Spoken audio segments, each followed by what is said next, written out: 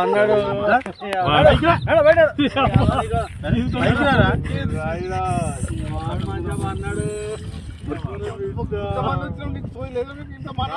బాబాయ్ వాళ్ళు చచ్చిపోయి అనుకుని పోయినట ముసైతాను చచ్చిన నీళ్ళు పోయినాకు దీనికి మంచి రైట్ ఎందుకు పన్న వాళ్ళ